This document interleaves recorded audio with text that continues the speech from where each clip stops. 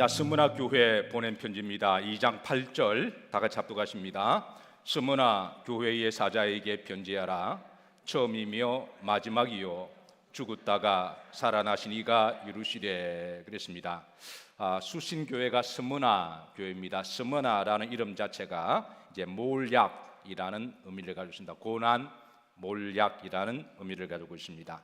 그래서 이 소아시아 7교회 가운데 가장 고난과 이제 환난을 많이 당한 교회가 이 스무나 교회이기도 한데요. 자, 여기에서 예수 그리스도의 모습입니다. 여기 보면 처음이며 마지막이요 죽었다가 살아나신 이가 누구신가요? 우리는 지금 말하지 않아도 다 알죠.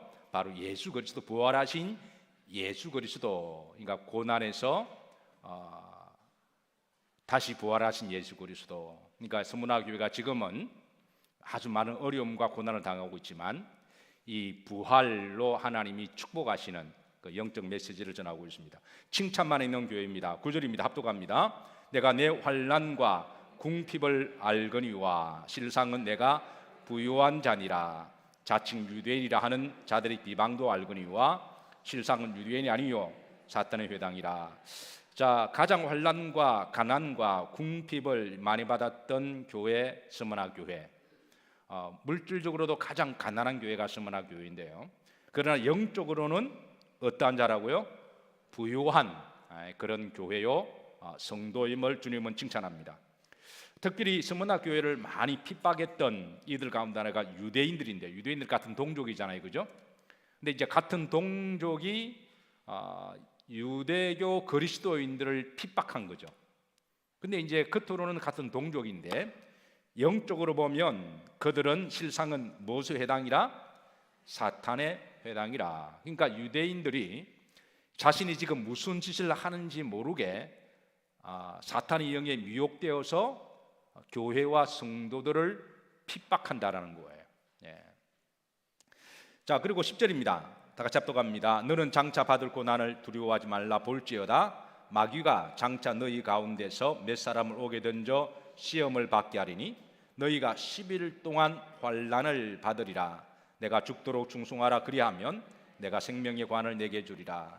자, 여기에 또 계시록의 난해 해석 가운데 하나가 10일 동안 환난설이라고 하는 그 말이 등장합니다. 여기에 대해서 이제 네 가지 견해가 있습니다. 첫 번째로 문자적으로 10일 동안 환난을 받는다. 글자 그대로서 가면 두 번째 견해는 로마 황제 때 열 황제가 특별히 초대교회 기독교를 엄청 핍박을 했는데 이 열 황제라고 해석하는 견해가 있습니다. 그 중에 여러분 잘 아는 네로 황제가 있죠, 그죠? 네로 황제, 도미티안, 추라얀, 하드리안 붙어가지고 마지막 디오클레티안까지 10명의 황제가 기독교를 핍박한 것을 이제 해석하는 견해가 있고, 세 번째는 열이라는 수가 만수니까 어느 기간 동안에, 그러니까 열, 백천은 게마트리아 방식에 의해서 숫자가 영해를 통하여 그런 만을 상징하기 때문에 어느 기간을 상징한다고 하는 본의 견해가 있습니다. 네 번째는 계시록 기간의 환난 기간이라고 보는 해석이 있습니다. 예. 어쨌든 이 가지 네 가지 견해가 있는 것을 여러분 좀 알고 계시고, 자 11절입니다. 다 같이 합독합니다. 귀 있는 자는 성령이 교회들에게 하시는 말씀을 들을지어다. 이기는 자는 둘째 사망의 해를 받지 아니하리라. 그랬습니다. 자, 이게 둘째 사망의 해는 바로 지옥을 이야기하죠. 첫 번째 사망은 죽음입니다. 두 번째 사망은 지옥을 말합니다. 그러니까 이기는 자들은 이제 지옥 가지 아니하고 바로 하나님의 나라에 들어감을 말씀해 주십니다. 그리고 나서 이 10절 후문제를 보시면, 자, 이게 내가 죽도록 뭐하라? 충성하라. 내가 생명의 관을 내게 줄 것이다. 그러니까 환난과 핍박이 있어도 죽도록 충성하는 길밖에 없다라는 거예요. 우리가 예수님을 믿다 보면 언젠가는 반드시 모든 사람들은 다 환난을 통과해야 되고 십자가를 통과해야 됩니다. 결국은 십자가를 통과해야 우리가 이제 부활의 소망을 얻게 되는 것이죠. 예. 자, 그다음 버가모 교회에 보낸 편지입니다. 2장 12절 합독합니다. 버가모 교회의 사자에게 편지하라. 좌우에 날선 검을 가지신 이가 이루시되. 자, 버가모 교회는 책이 20만 권이나 소장한 유명한 교육도시입니다. 그리고 버가모 지역에 4대 큰 신전이 있었는데요, 그 가운데 제일 큰 신전이 제우스 신전이 있었습니다. 그리고 이제 아테네 신전, 아스클레피오스 신전, 로마 황제 신전이 있었는데, 재밌게도 버가모라는 뜻은 이중 결혼이라는 말입니다. 즉 버가모 교회가 주님하고도 결혼하고 세상과도 결혼한 아주 전형적인 세속주의적 교회가 버가모 교회입니다. 오늘 여러분 마지막 시대의 교회들에게 가장 큰 이 도전은 사실 이단보다도 저는 세속화라고 생각합니다. 어떻게 보면 이단은 그래도 웬만한 믿음 있으면 분별하시잖아요. 그런데 이단보다 더 무서운 게 저는 세속화라고 생각합니다. 버가모 교회가 대표적으로 세속화된 그런 교회입니다. 자, 예수 그리스도의 모습입니다. 좌우에 날선 금을 가지신 뭐가? 이가 그랬습니다. 성경은 금을 말씀할 때는 항상 심판의 도구나 말씀을 말씀하기도 하시죠. 13절입니다. 내가 어디에 사는지를 내가 아노니, 어디에 사는지 믿줄 것이고 거기는 사탄의 권자가 있는 데라 그랬습니다. 이게 사탄의 권자는 당시에 제우스 신전을 이야기합니다. 그러니까 당시에 버가모 교회는 당시 로마가 통치하는 이 소아시아에서는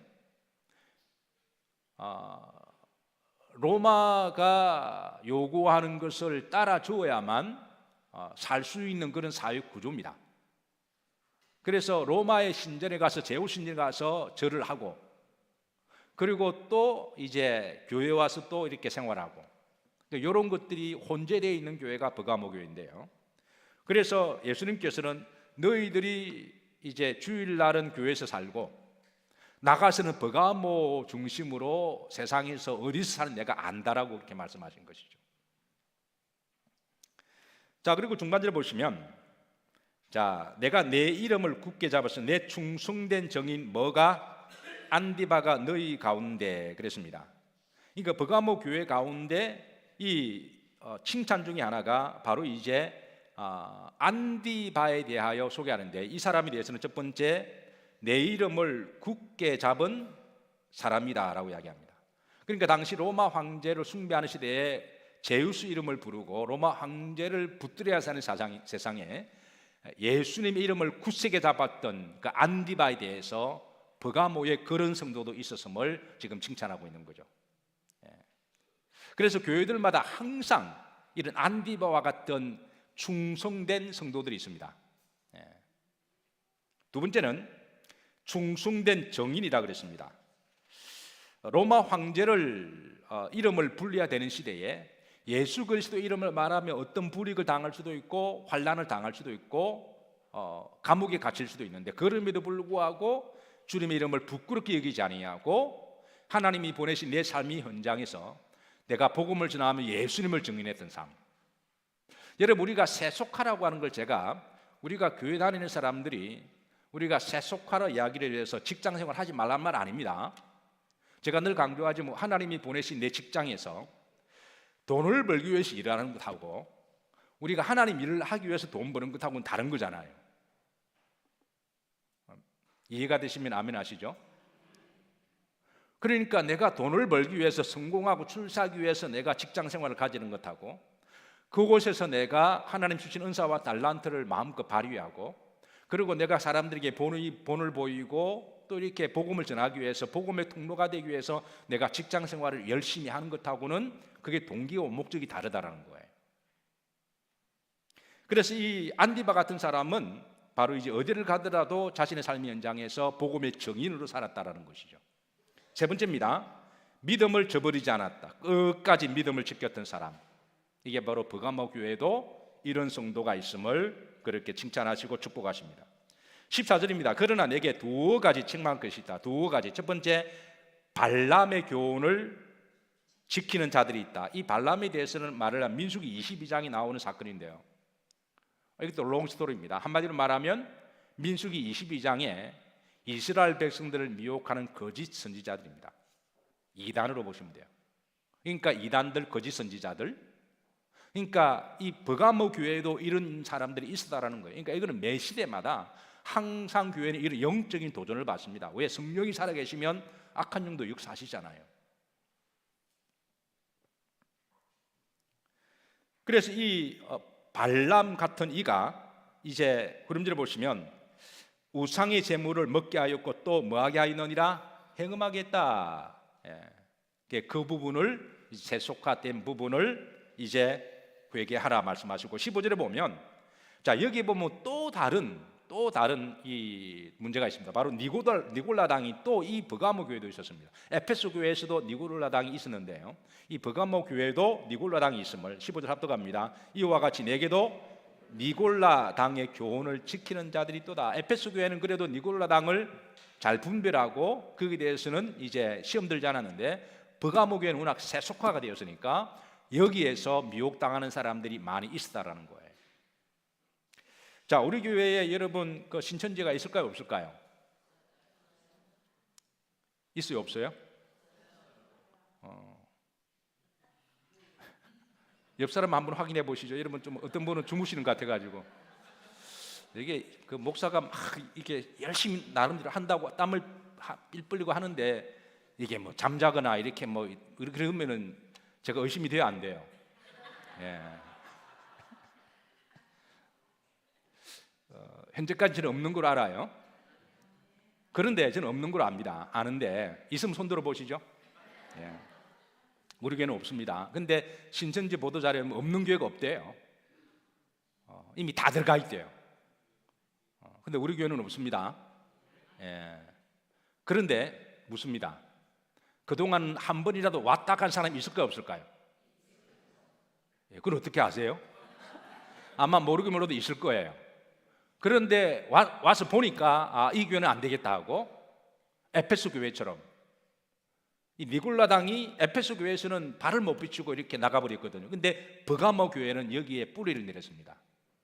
앞으로도 우리 교회에 앞으로 어떤 이상한 영이나 이상한 이단이 들어올지는 모르겠지만 와서 변화되든지 아니면 다시 제 발로 나가든지.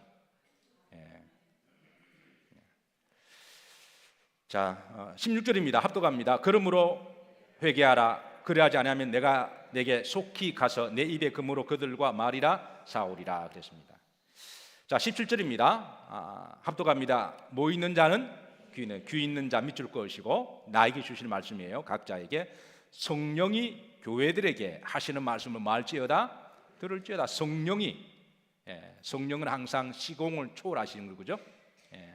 2000년 전에 사도 요한을 통해 말씀을 주셨지만 매 시대마다 이제 성령이 말씀을 주십니다. 이기는 교회에게는 내가 감추었던 뭘 준다? 만나를 준다. 여러분 만나는 출애굽기 16장에 만나 사건 아시죠? 요한복음 6장에 광야에서 내리신 만나는 예수님께 성찬을 행하시면서 내가 발로 하늘에 내려 만나라 그러잖아요. 우리는 떡으로 번역해서 막 헷갈리지만 원문은 만납니다. 그러니까 구약에 만나를 주실 앞으로 오실 영원한 생명의 양식인 만나를 주실 예수 그리스도 예표라고 하는 것이죠. 그러니까 계시록에 이 만나는 구약의 만나, 감추었던 만나. 그러니까 주님이 오시기 전까지는 수군으로 덮여 있어서 이 만나의 영적인 뜻을 몰랐는데 예수님이 오시니까 오늘 예수님께서 감추었던 만나의 본체가 바로 예수 그리스도이심을 말씀하시는 거잖아요. 자, 그리고 또 힌도를 줄 터인데 힌도는 뭐냐면 여러분 대제사장이요 심판을 할 때에 우림과 둠빔이라고 하는 방법을 통해 심판했습니다. 그래서 검은 돌 흰돌을 가지고 기도하다가 이제 이 돌을 하나 뽑습니다. 어떻게 보면 이 구지뽑기 비슷한데요. 어떻게 보면 이게 이 복골복 비슷해요. 그런데 여러분 왜 하나님 이런 방법을 하실까요? 그래서 이 기도하다가 돌 중에 하나를 뽑아서 흰 돌이 나오면 이제 그거는 그 사람을 속량해주고 하나님이 모든 것을 다 이렇게 해결해 주신다라고 하는 뜻을 가지고 있습니다. 검은 것이 나오면 하나님이 심판한다는 뜻이 있습니다. 이게 이제 대제사장의 우림과 둠빔의 성도들을 심판하고 판단할 때 이 방법을 가끔 사용했습니다. 자, 그런데 저는 목사로서 때로는 이 부분에 대해서 많은 고민을 했습니다. 가끔 성경에 보면 제비뽑기를 통해서 하나님 어떤 일을 하실 때가 있습니다. 그래서 어떤 경우는 어떤 교회는 교회 성경에 제비뽑기가 나오니까 우리도 제비뽑기 하자 그렇게 하는 교회들이 들어있습니다. 근데 이거는 이런 경우입니다. 만약 그 교회가 영적으로 성숙하거나 서로 신앙 믿음 안에 하나가 되지 못하고 분쟁하고 싸우게 될 때는 싸우는 것보다 제비뽑기 낫다라는 거예요. 사실 어떤 문제가 갈등이 있거나 분쟁이 있을 때에 충분히 의견이 다를 수도 있지만 우리에게는 기도가 있고 말씀이 있고 성령이 있으니까, 인격이 있으니까 서로 대화를 하다가 어느 한 부분에 성숙되고 믿음 있는 사람들이 그걸 잘 절충하고 양보를 해서 어느 한쪽으로 그게 나쁘고 그게 마귀적인 것만 아니라면 그렇게 결론을 내리는 게 그 교회가 해야 될 일이잖아요. 그런데 끝까지 죽기 살고 끝까지 너 죽고 나 죽고 서로 사탄이라고 지적하게 되면 그런 경우를 대비해서 너희들이 어떤 것을 선택할 만한 인격과 영성과 믿음이 없으면 차라리 제비뽑기 하라는 거예요.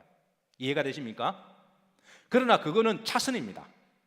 최선은 이제 기도와 말씀과 성령을 통하여 이제 결정을 하는 거죠. 아멘 하셔야 돼요.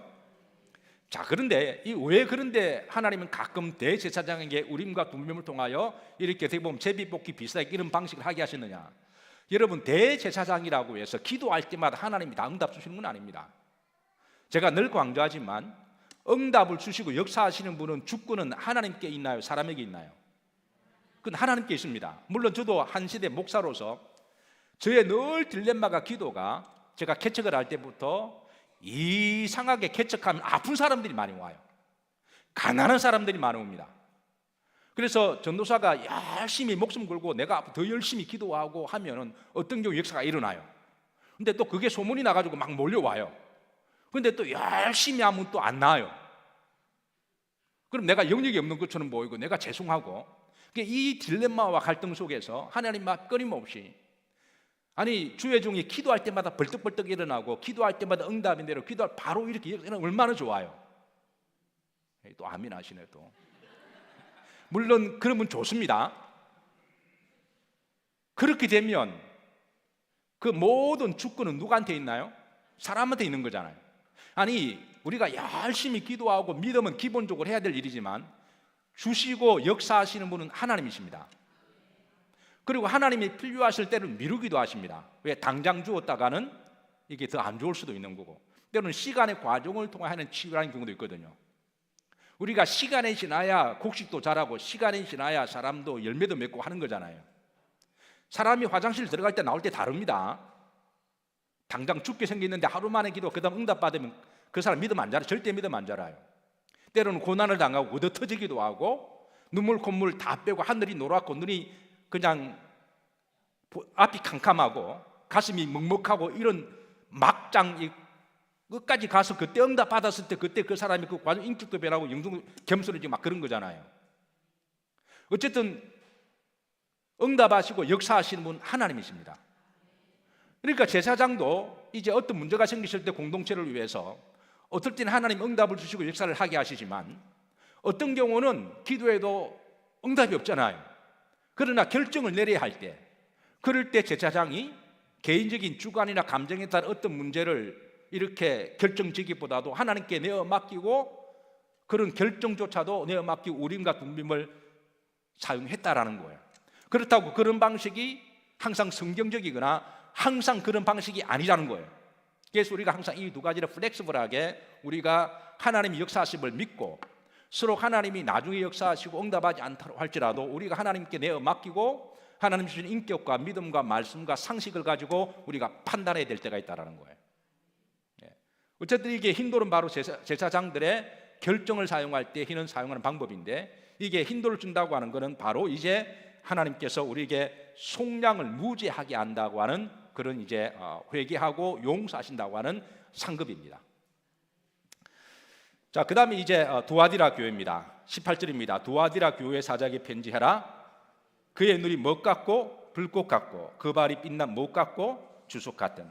구약에 있어서 불꽃은 마음을 중심을 살핀 통찰력을 말합니다. 하나님의 통찰력. 그 다음에 주석은 하나님의 심판을 의미합니다. 하나님의 심판. 그러니까 예수 그리스도의 통찰력과 심판성을 지금 말씀하고 계시는 것이죠. 자, 그 다음에 19절입니다. 내가 내 목과 사업과 그랬습니다. 사업. 이 두아디라 교회는 지역적으로 굉장히 이 노동 협동조합이 발전되어 있었고, 그래서 여기는 염세급자, 가죽 생산, 제역업자, 토기장이, 식빵 제조공, 이게 구리 세공업자, 이런 굉장히 사업들이 번창하던 곳이고요. 소위 사업의 도시였습니다. 여러분 성경에 두아디라 그러면 어느 여인이 생각나죠? 루디아.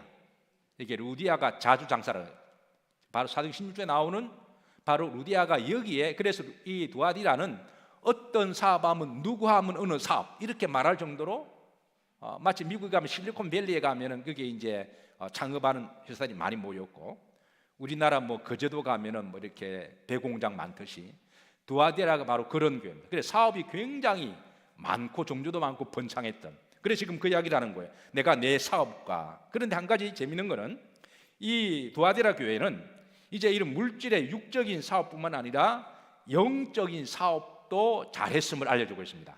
그게 보면 네 가지 이야기입니다. 사랑의 사업, 믿음의 사업, 섬김의 사업, 인내의 사업. 예. 그러고 나서 우리 보시면 내 나중 행위가 처음 것보다 마다 많다. 처음은 미약해 했으나 나중이 장대했던 교회. 그게 바로 이제 두아디라 교회입니다. 자, 그러나 이 교회에 책망할 것이 있습니다. 20절입니다. 합독합니다. 그러나 내게 책망할 일이 있노라. 자칭 선지자라 하는 여자 이세벨입니다. 그러니까 이세벨은 여러분 열왕기상에 나오는 아합과 이세벨 아시죠? 그러니까 이세벨의 영이 매시대마다 있다라는 거예요. 이세벨의 영이 여기 두아디라 교회에 있는데 누구를 통해서 역사냐면 자칭 선지자, 여기에 또 이단 비슷한 선지자가 나옵니다. 그게 자칭 선지자라는 이세벨의 영에 미혹된 이가 내가 뭐함이니 용납함이니, 그러니까 두아디라 교회가 여기에 지금 미혹되어서 여기에 지금 이런 책망들을 일있다라는 거예요. 그가 내 정도를 가르쳐 교회, 그러니까 바이블 스타디를 만들어서 이 이세벨의 영에 미혹된 거짓 신자들이 교회에 몰려 들어와서 소위 성경 공부한다고 교회 가르치면서 그렇게 미혹하게 하는, 우상의 제물을 먹게 하는도다 그랬습니다. 자, 21절입니다. 21절 합독합니다. 또 내가 그에게 회개할 기회를 주옵시되 자기 음행을 회개하고자 하지 아니하는도다. 그러니까 이 이세벨의 영에 미혹된 일부 사람들이 회개치 아니하고 계속 이제 그렇게 있는 걸 이야기하죠. 22절입니다. 합독합니다. 볼지어다 내가 그를 침상에 던질 터이요 또 그와 더불어 간음하는 자들도 만일 그 행위를 회개하지 아니하면 큰 환난 가운데도, 이미 영적으로 간음한 자로 보시는 거예요. 그 다음 23절입니다. 또 내가 사망으로 그의 자녀를 죽이리니, 그러니까 이세벨의 그 자녀들이 아합과 이세벨이 죽음으로 그 가문이, 그러니까 다 이제 멸문제하를 당했으니까 이제 그 구약적인 어로 말씀하십니다. 모든 교회가 나는 사람의 뜻과 마음을 살피는 자인 줄 알지라 내가 너희 각 사람 행위대로 갚아주리라. 24절 다 같이 합독합니다. 두아디라에 남아 있어 이 교훈을 받지 아니하고 소위 사탄의 깊은 것을 알지 못하는 너에게 말하노니 다른 짐으로 너에게 지울 것은 없노라. 자, 그리고 그러나 이제 또 믿음을 신실하게 지켰던 그런 자들이 있음을 말씀하시고 25절입니다. 합독합니다. 다만 너에게 있는 것을 내가 올 때까지 굳게 뭐해라? 굳게 잡으라. 예. 그래서 그 두아디라 교회 안에 이세벨의 영에 미혹된 자들도 있지만 그러나 또 믿음을 굳게 잡고 믿음을 지키는 사람들이 있으니까 계속 지키라고 하는 것이죠. 사실 교회는 사람들이 모인 공동체다 보니까 시험 드는 사람이 있어요, 없어요? 반드시 있습니다. 그래서 시험 드는 사람이 있으면 잘 위로하고 돌아오기를 기도하고 우리가 해야 되지만 중요한 것은 그 시험 든 사람 때문에 내가 시험 들어서는 안 된다라는 거예요. 같이 그게 부하 내동해서 같이 시험 들면 그건 안 된다. 그건 다른 문제입니다. 이해하고 기도하고 돌아오기를 기다리면서 쉽게 정죄하지 아니하고 기다리면서 놔두되, 그러나 우리는 붙들었던 것을 우리가 믿음으로 굳게 우리가 자기 믿음을 가지고 가야 되는 것이지 같이 이렇게 미혹되면 안 된다라는 거예요. 그리고 우리가 그렇게 기다리고 좀 참아주면 또 때가 되면 또 돌아올 줄로 믿습니다. 네. 자, 그 다음 26절입니다. 합독합니다. 이기는 자와 끝까지 내 일을 지키는 자는 그에게 만국을 다스리는 권세를 주리니 그랬습니다. 이게 이제 만국을 다스리는 권세는 계시록 20장이 나오는 천년 왕국에서 그리스도와 더불어 왕노릇하는 그런 상급과 축복을 말씀하고 있습니다. 27절입니다. 합독합니다. 그가 철장을 가지고 그들을 다스려 질거릇 깨뜨리는 것과 같이 하리라. 나도 내 아버지에게 받은 것이 그러하니라. 예수 그리스도의 심판에 대하여 28절 다 같이 합독합니다. 내가 또 그에게 뭐를 주리라? 새벽별을 주리라. 모닝스타라고 하는 것이죠. 그러니까 새벽별 대신 예수 그리스도. 29절 합독합니다. 귀 있는 자는 성령이 하시는 말씀들을 제가 항상 마칠 때마다 이게 반복돼요. 그러니까 이제 교회 주시는 말씀이기도 하고 우리 개인적으로 주시는 말씀이기도 합니다. 자, 3장으로 넘어갑니다. 3장. 자, 4대 교회입니다. 합독합니다. 4대 교회 사자에게 편지하라. 하나님의 7영과 7별을 가지신 이가 이루시되 내가 내 행위를 아노니 내가 살았다 하나 이름은 가졌으나 죽은 자로다 그랬습니다. 자, 4대 교회에서 예수 그리스도의 모습을 7영과 7별을 가지시니 그랬습니다. 7은 만수를 이야기하죠. 그러니까 완전한 하나님의 영을 이야기하시고 7별, 별은 계시록 1장 20일 이미 풀어드렸습니다. 그러니까 주의 종이라고 말씀드렸습니다. 그러니까 교회의 주의 종은 주님이 붙들고 계신다라는 말씀이죠. 자, 이 4대 교회는 금광도시로 굉장히 유명합니다. 그게 금이 많은 그런 도시고요. 비옥한 토지가 있고 그리고 여기에는 천의 안전 요새가 있습니다. 그 요새의 높이가 450m에 해당되어서 그래서 이제 그 주변에 역사적으로 이제 많은 나라들이 쳐들어왔지만 이 4대 지역은 워낙 450m 높은 곳에 있어서 이제 정복하기 어려운 그런 성으로 알려져 있는 그런 도시입니다. 그러다 보니까 너무 살기가 편하고 안전하고 풍요롭고 부자가 많은 그런 도시가 바로 이 4대 교회입니다. 3장 2절입니다. 합독합니다. 너는 일깨워 그 남은 바 죽게 된 것을 굳세게 하라. 내 하나님 앞에 내 행위에 온전한 것을 찾지 못하였노니 그랬습니다. 죽게 된 것을 그랬습니다. 3장 3절입니다. 합독합니다. 그러므로 내가 어떻게 받았으며 어떻게 들었는지 생각하고 지켜 뭐하라? 회개하라. 만일 일깨지 아니하면 내가 도둑같이 이르리니 어느 때에 내게 이르는지 내가 알지 못하리라. 4절입니다. 그러나 4대에 그 옷을 더럽히지 아니한 몇 명이 내게 있어 그랬습니다. 몇 명이 내게 있어. 4대라는 이름의 뜻은 남은 자라는 뜻입니다. 비록 4대 교회가 많이 세속화되고 그리고 살은 자 같으나 죽은 교회지만 자기들은 살았다 그러는데 주님 볼 때는 죽었다는 거예요. 그러나 그 가운데 남아있는 자들이 더 렘넌트가 있다라는 거예요. 남아있는 자들이 있다. 이 남아있는 자들의 특징은 첫 번째, 옷을 더럽히지 아니한 자다. 이거는 이제 도덕적인 윤리적인 성결을 말하기도 하고 영적인 성결을 말하기도 하죠. 두 번째는 나와 함께 다니는 자다.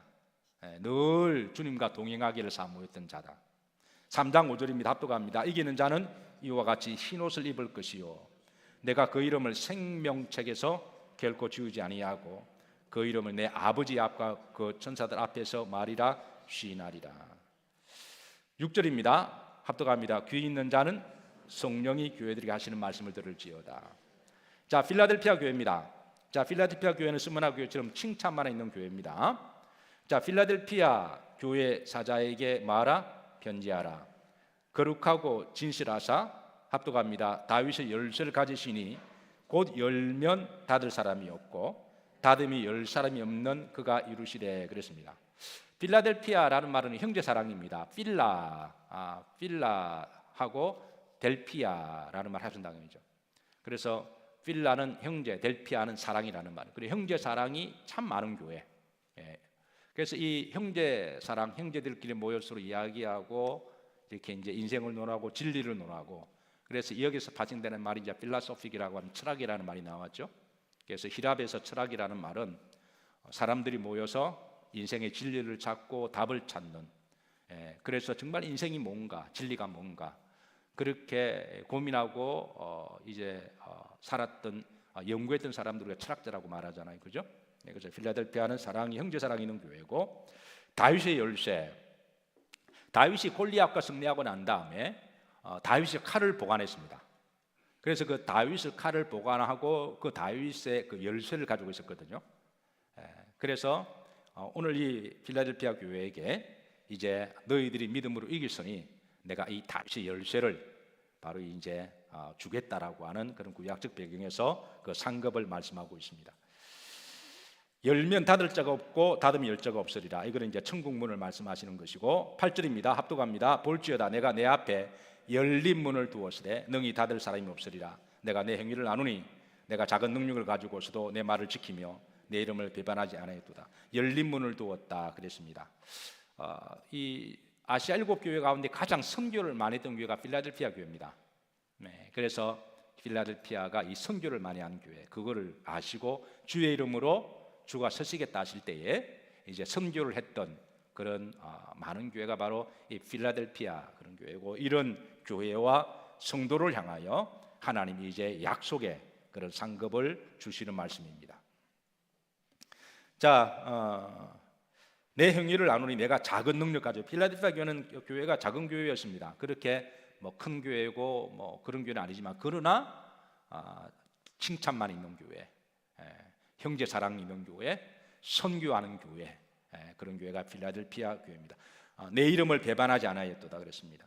9절입니다. 합독합니다. 보라, 사탄의 회당 곧 자칭 유대인이라 하나 그렇지 아니하고 거짓말하는 자 중에서 몇을 내게 주어 그들로 와서 내 발 앞에 절하게 하고 내가 너를 사랑하는 줄을 알게 하리라 그랬습니다.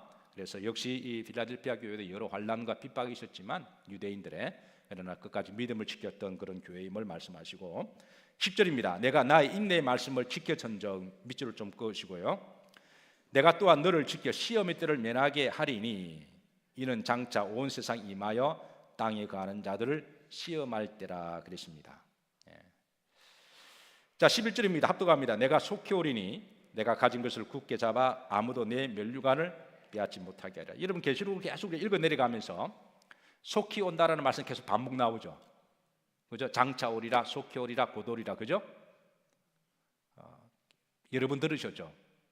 이 말씀이 계속 나온다고 하는 것은, 제가 첫째 시간에 계시록을 해석하는 견해 중에 하나가 무천년주의를 주장하는 상징주의를 해석하는 견해는요, 예수님이 초대교회 때 오시고 그때부터 계시 시작되다 보는 거, 그러면은 이 말씀 과거로 회귀되는 사건이기 때문에 첫째 견해는 성경적으로 굉장히 논리적으로 빈약하다라는 거예요.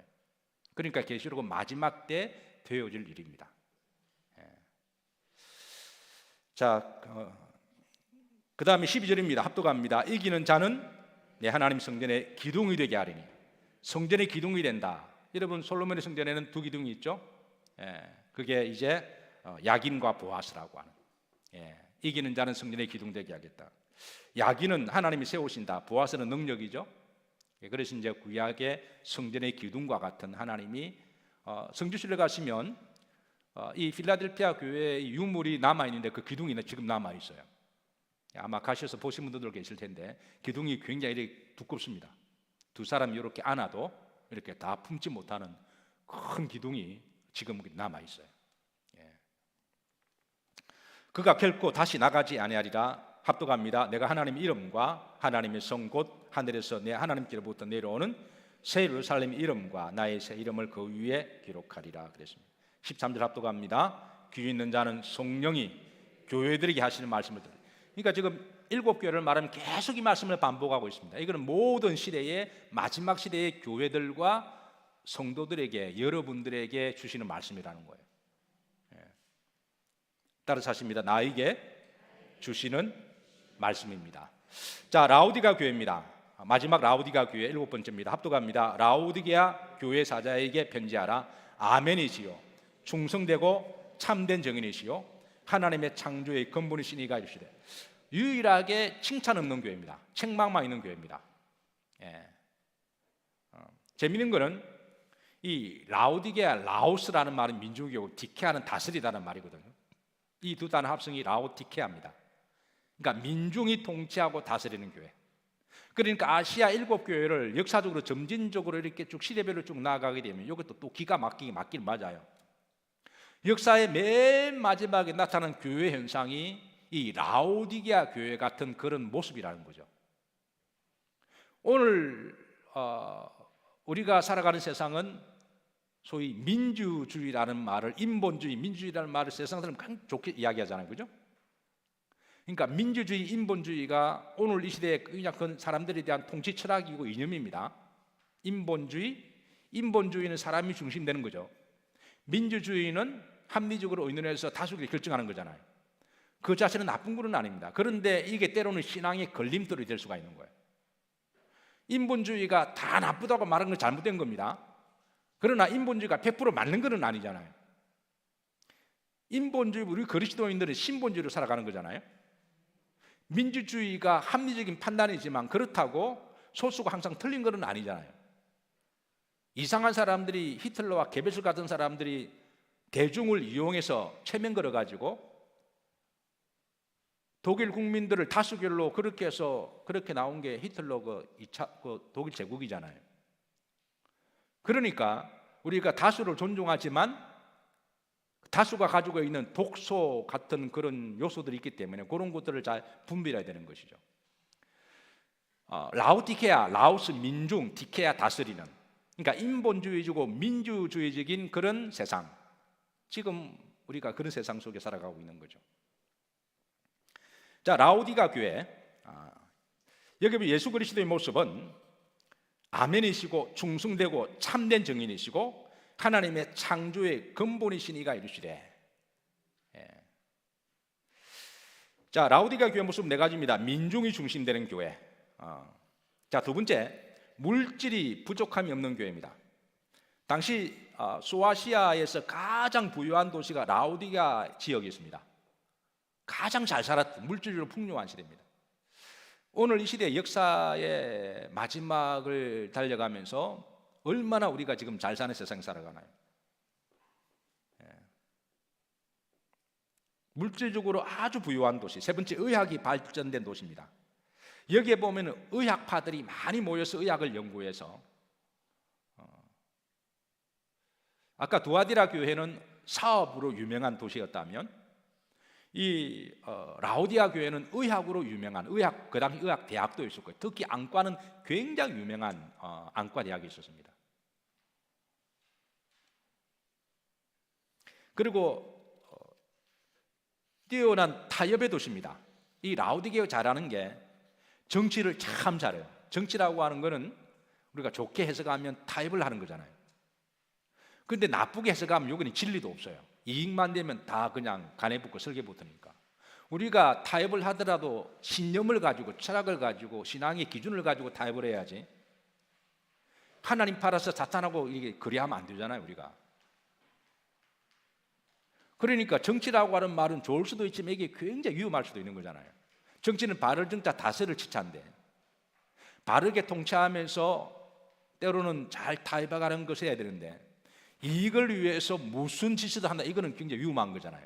라오디아 지역이 그런 지역이 있습니다. 이 라오디아 교회를 향하여, 자, 예수 그리스도의 모습은 이렇게 말합니다. 아멘인 그리스도, 진실로, 그러니까 진실됨에 대해서 말씀하시는 거죠. 두 번째, 충성되고 정의이신 예수 그리스도, 하나님의 창조의 근본이신 예수 그리스도이심을 드러내십니다. 자, 그리고 15절에 그 유명한 말씀을 하시죠. 합독합니다. 내가 내 행위를 아노니 내가 마지도 아니하고 차지도 아니하고 마지도 아니하고 뜨겁지도 아니하도다. 그러니까 차든지 뜨겁든지 해라. 자, 이 손바닥 펴 보시죠. 라오디가 교회는 위치적으로 에페소 3바퀴 빙도로 요 밑에 있다 그랬죠. 이 지역은 원래 물이 없어요. 그런데 교통이 요지입니다. 이 당시 소아시아의 동서로 있는 요지 가운데 요를 거쳐야 돼요. 그러니까 엄청나게 부유한 도시입니다. 돈은 많이 버는데 돈이 없어요. 그런데 이 물이 없으니까 사람이 살지 못하잖아요. 이 문제를 해결하기 위해서 두 가지 방법을 했는데, 땅을 파서 물을 동굴에서 끌어올리는 방법 하나하고, 하나는 저 먼 데 있는 히에볼리라고 하는 거기에 산에서 물을 끌어오는 방법이었어요. 근데 문제는 이 지역이 다 그 물이 석회석이 많아요. 그래서 이제 어쨌든 그래도 물을 먹어야 되니까, 그래서 석회석이 많다 보니까 물을 먹다가 보면 몸에 여러 가지 병도 생기기도 하는데요. 근데 그 물을 끌어들이는 그 파이프라인이 지금도 그 감 있습니다. 그 파이프라인이 이렇게 온천수에서 물을 오다 보면 그 물이 뜨거운 물이 오다 보면 점점 식어버리잖아요, 그죠? 식어버리면서 점점 오다가 석회석이 쌓여가지고 그 물이 이렇게 침전이 돼가지고 물이 혼탁한 물이 이렇게 그래도 그걸 먹어야 되니까. 그래서 그 물이 뜨겁지도 않고 차지도 않은 물이 돼버렸어요. 그러니까 주님은 그런 배경 가지고 너가 차라리 뜨겁든지 차든지 하라는 거예요. 뜨겁지도 않고 차지도 않고, 어떻게 보면 타협은 기가 막히게 인본주의적으로 잘하는데 분명한 어떤 신앙과 아멘이고 충성된 창조주의 예수 그리스도의 하나님의 그 믿음이 없다라는 거예요. 이게 라오디게아의 특징입니다. 그래서 주님이 아시는 것은 미지근하다, 덥지도 않고 차지도 않다, 차라리 차든지 뜨겁지든지 그렇게 하라는 거죠. 만약 그렇지 아니하면 16절입니다. 합독합니다. 내가 이같이 미지근하여 뜨겁지도 아니하고 차지도 아니하니 내 입에서 너를 말이라. 그래서 목이 마르다고 이게 이제 파이프 관을 타고 쭉 내려오다가 물을 마시잖아요. 그러면 또 이렇게 석회석이 많아서 먹다가 안에서 또 토하는 또 그런 현상도 많이 일어났어요. 17절입니다. 17절 합독합니다. 내가 말하기를 나는 부자라. 부유하여 부족한 라오디게아 교회가 아주 부자 도시였어요. 그러니까 물질적으로 너무 풍요하니까 나는 부자다, 나는 부야, 부족한 것이 없다 하나, 그러나 주님이 볼 때는 내가 공고하다, 영적으로 가난하다라는 거예요. 가련한 것과 가난한 것과 뭐한 것과 눈먼 것, 벌거벗은 것을 마지 못하는도다, 알지 못하다. 여러분, 우리가 부족한 걸 안다고 하는 것도 믿음이고 축복인 줄로 믿습니다. 내가 뭔가 좀 믿음으로 뭔가 내가 좀 이렇게 좀 양심의 가책이 되기도 하고, 내가 갈등하고 이 부분 가지고 싸운다고 하는 그것도 희망이 있다라는 거잖아요. 근데 아예 모르는 거는 이거는 사실은 희망이 없는 거죠. 그런데 라오디게아의 특징이 자기들이 벌거벗은 것을 알지 못한다라는 거예요. 이게 바로 라오디게아의 또 다른 심각한 문제입니다. 18절입니다. 내가 너를 공고하노니 내가 불로 연단한 금을 뭐하라? 이게 18절에 보면 사라는 말씀이 3번 나와요. 사라, 금을 사라. 금은 성경에 말할 때 믿음을 정금 같은 믿음을 이야기하거든요. 정금 같은 믿음을. 여러분, 믿음은 공짜입니까? 사야 되는 거예요? 어때요, 여러분? 믿음은 공짜입니까? 아니면 내가 뭔가 대가를 지불해서 내가 믿음이 쌓이는 거예요?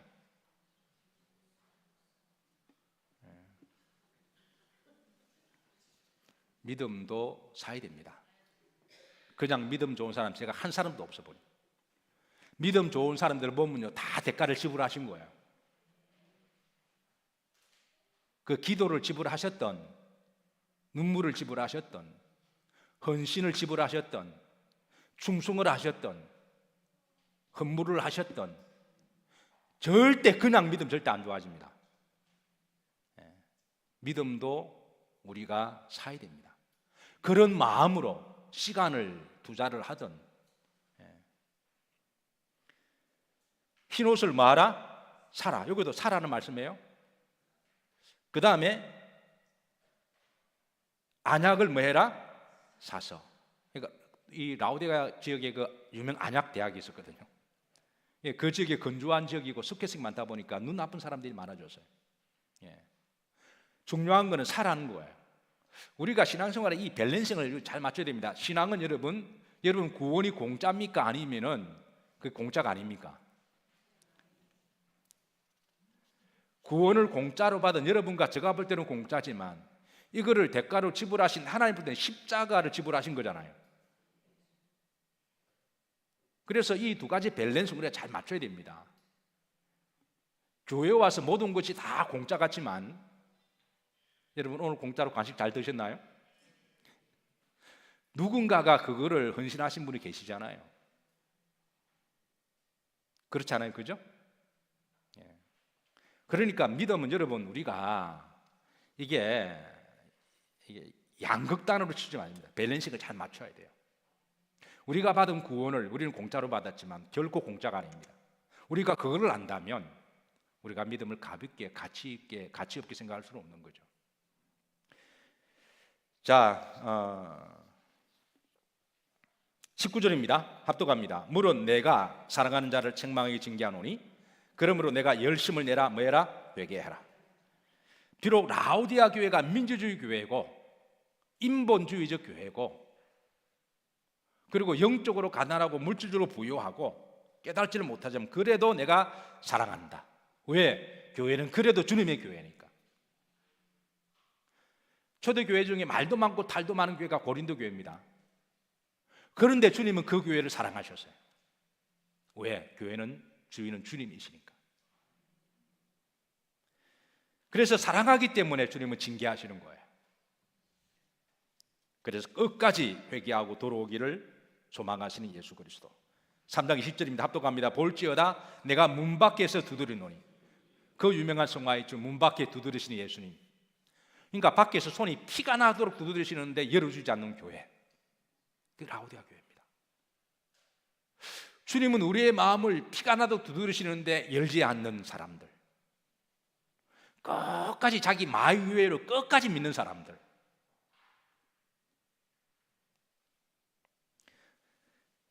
두드리노니 누구든지 내 음성을 듣고 문을 열면, 합독합니다. 문을 열면 내가 그에게로 들어가 그와 더불어 먹고 그는 나와 더불어 먹으리라. 사랑하는 성도 여러분, 교회 오실 때마다 여러분의 마음문을 활짝 열고 들어오시기를 주의 이름으로 축복합니다. 어느 분은 교회 오실 때 돈을 안 가지고 오세요. 은혜 받고 헌금할 것 같아가지고요. 절대 돈 안 가져옵니다.